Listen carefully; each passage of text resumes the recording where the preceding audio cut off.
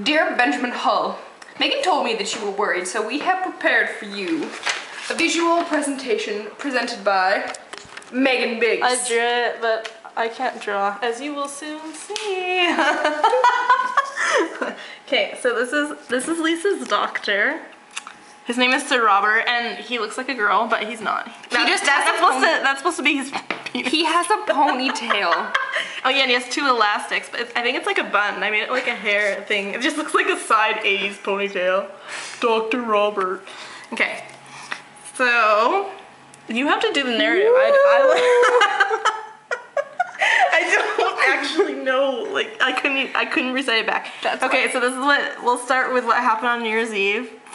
Lisa and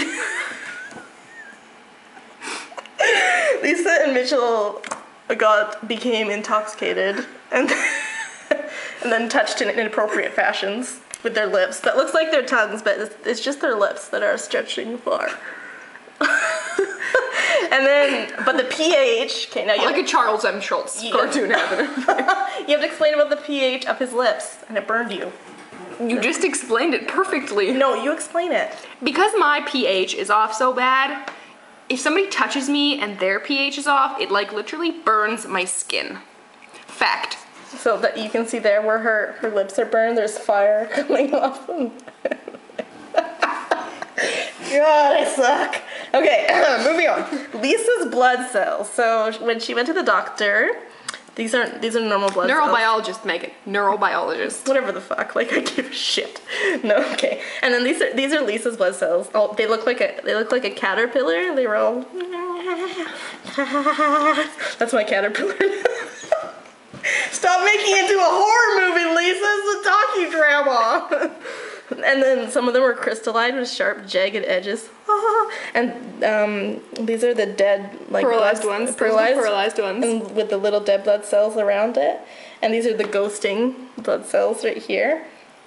And her blood cells got like that because of what we will tell you on the back of this page. Okay. To be continued. Oh my gosh, this really is a docudrama. Like, I'm on the edge of my seat. Hold for a commercial. What will we even have a commercial about? Do you want to make one?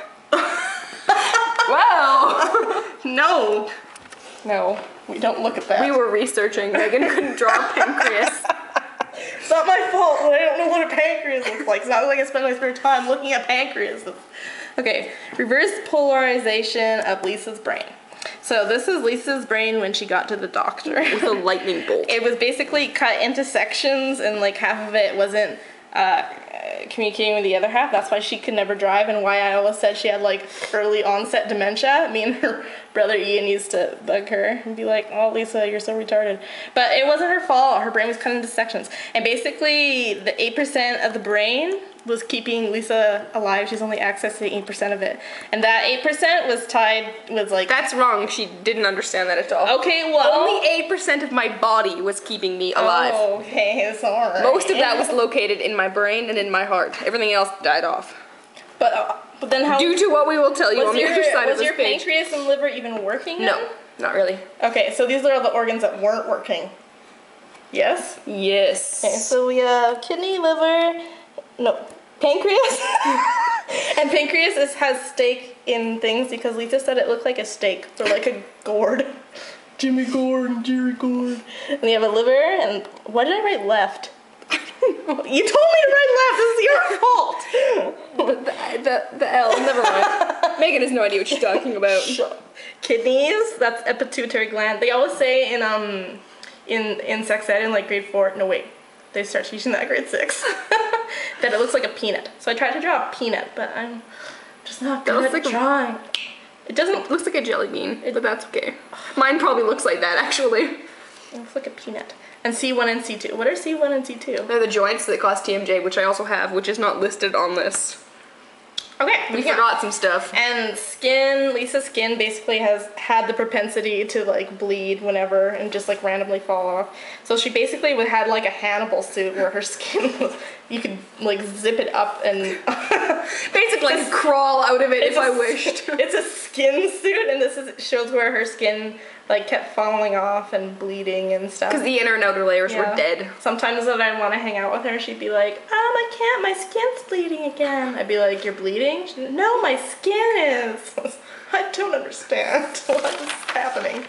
Okay. I feel like we should have added noise while we turned that. Music.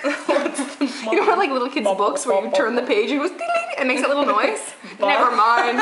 Or we could play like that theme in Star Wars that's like boom. I'm wearing a Star Wars watch. You are a dork, like a huge dork. Where did you get that? At a comic book store. Oh, okay. Anyways, so Lisa wasn't actually anorexic, but her body thought she was. I got that part right. You did? Yes.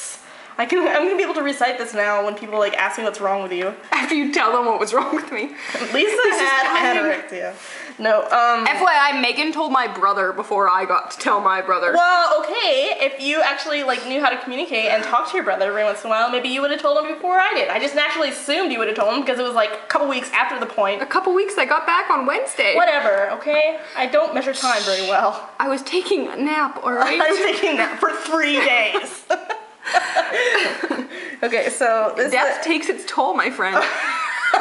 In the form of a 3-day nap. Okay, so when Lisa would eat like an apple or something that is good. Okay, side story.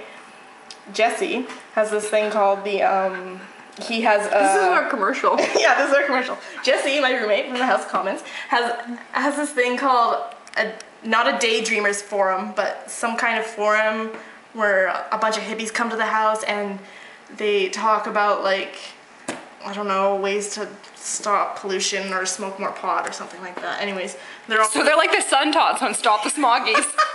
Anyways, they're like super fucking annoying. So one day I'm sleeping over at the house. This is before I like lived there with Steph, and Steph was like, "Oh, Jesse's friends are here." She went out into the kitchen to get an apple. This is how the story relates, through an apple. Why don't you just give us the story of creation, Megan? Maybe I don't feel like it. So she got an apple, and one of the girls who was there for the forum or whatever was like, "Oh my gosh, you're eating an apple? Your cells are gonna be so happy. They are gonna love you."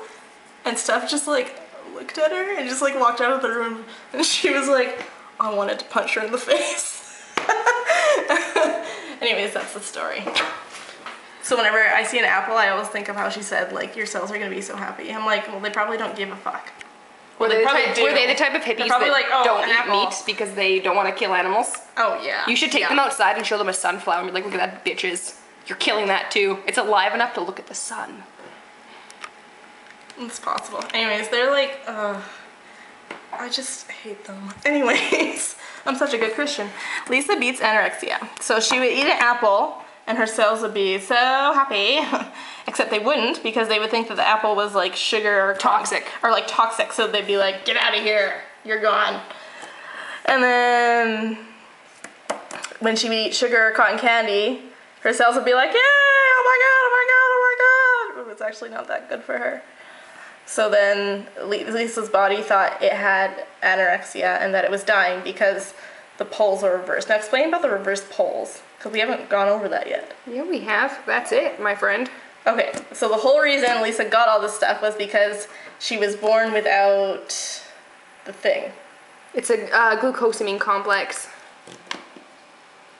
And? That's it. It's a glucosamine complex. What happens if you don't have it? I die. Okay. Good time. Simple as that. So it was a reverse polarization in something, blah, I don't know. Anyways, and then she had anemia. These are her her blood cells, and every 40 minutes they would like pop, and there'd be a ghost. It would be like, oh shit. And then if she hadn't gone to the doctors, she would have gotten bipolar and schizophrenia in 2 weeks. And then she would have died. And those are all her dead blood cells, and that's her hair over here because it would have fallen off. That's Lisa in her little grave. That would have sucked for me, not for you, because you'd be dead. So you wouldn't care. You'd be like, I'm dead, yay. I don't know. What happens when you die, Lisa? Tell me. Since you had a near-death experience, you should know. I imagine something close to Never Neverland. Neverland? In a place full of amaranths. Okay. Which are imaginary flowers that never die. You're free. We're playing Balderdash, FYI. Okay. Which is the best game ever. It's like directly out of the 70s. It's my mom's. No, it is mine now. Oh yeah, my mom gave Lisa the game. Amaranth. An imaginary flower that never dies. Isn't that the most wonderful thing you've ever read? No, wait. A tressile is a grandfather's grandfather. Think about that. Oh, wait, what's this one? Xistus is an indoor exercise area. Maunder is incoherent talk. And Sprag is it's something you put under your car. So it's a block of wood used to stop. Well, you already knew that one, so it's not as cool. Anyways, stop zeroing in. I always get self-conscious that you're gonna zero in on my chest, because that's what. No, I said no. Megan has wonderful knockers that she hides beneath Disney t-shirts. I'm gonna cut that out. You know I'm going to. I have to call Christy. Shut it off. Bye, Ben. It was nice talking to you. Goodbye, darling. Goodbye. You get to